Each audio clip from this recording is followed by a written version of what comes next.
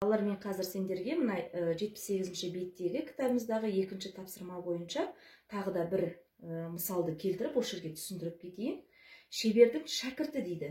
Шебердің шәкірті сағатына 7 бөлшек жасайды екен. Сағатына дегеніміз, яғни бір сағатта. Ол сағаты болғандықтан, бір сағатта болғандықтан бізде бұл өнімділік. Бір сағатта 7 бөлшек жасайды.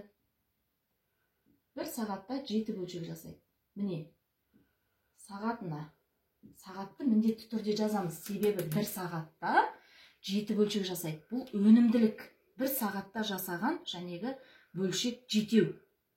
Енді бізге айтады, 4 сағатта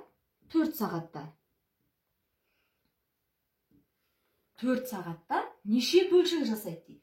4 сағатта жасалатын жұмысты табу керек. 4 сағатта қанша жұмыс жасайды екен? Ол үшін, міне мен осылай жаздым. Шешуін шығарамыз енді. Бізге табу керек аны.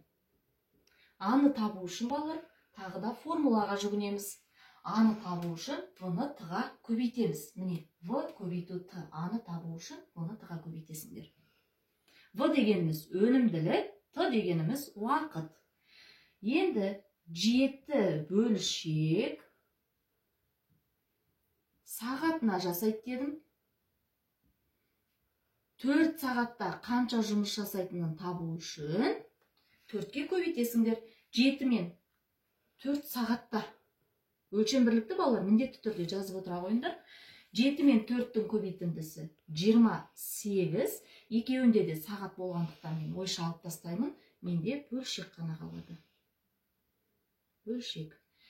Енді жауабын жазамыз.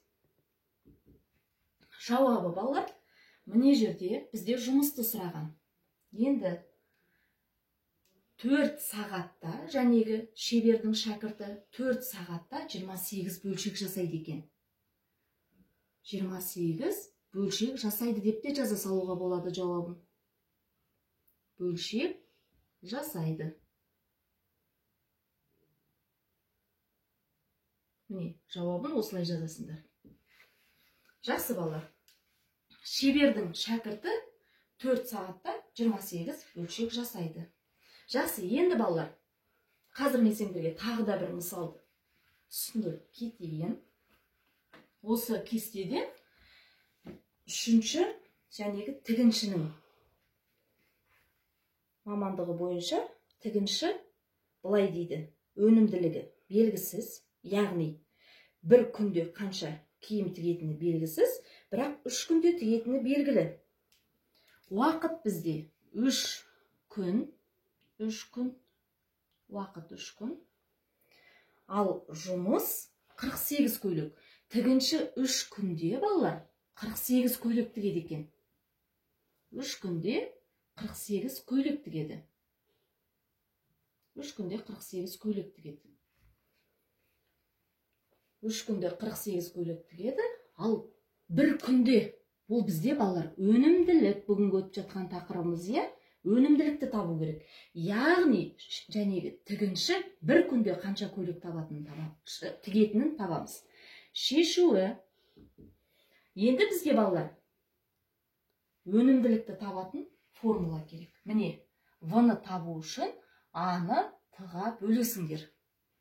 a бөлу т. А дегеніміз 48 көйлек. 48 көйлек. Бөлу 3 күнде.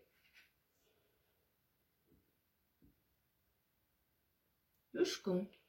3 күнде 48 көйлек. Мына жерде 8 қалып қойды. 48 көйлекті 3 күнде тігеді дедім. Аны, v-ны табу үшін, балалар, кешіріңдер, v-ны табу үшін аны т-ға бөлеміз. Енді, міне, 48 көйлекті 3 күнге бөлеміз. 48-ді 3-ке бөлетін болсақ, балалар, 16 болады. 16. Енді менде қысқартып сызып тастайтын ештеңке жоқ. Және де, балалар, v, бұл мен жаңа айтып өткем, өнімділік. Өнімділік дегеніміз бұл жұмыс жылдамдығы. Сондықтан бұл жерде өлшем бірлік, балалар, көйлек күн болады. Көйлек күн. Бұны біз қалай оқимыз балалар?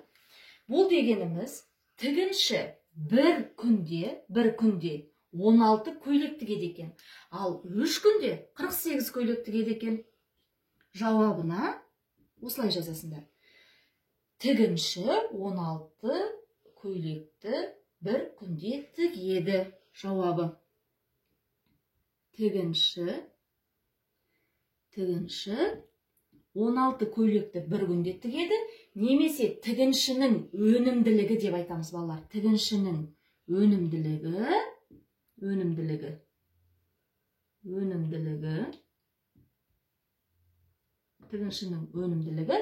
16 көйлек күніне.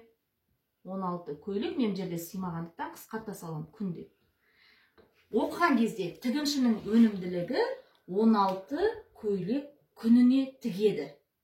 Міне балалар, бүгінгі біздің оқыған тақырыбымыз өнімділік дегеніміз, тағы да бір рет қайталап айтамын, жұмыс жылдамдығы деп айтуға болады. 1 сағатта, 1 минутта, 1 секундта, 1 тәулікте орындалған жәнегі жұмыстың жылдамдығы.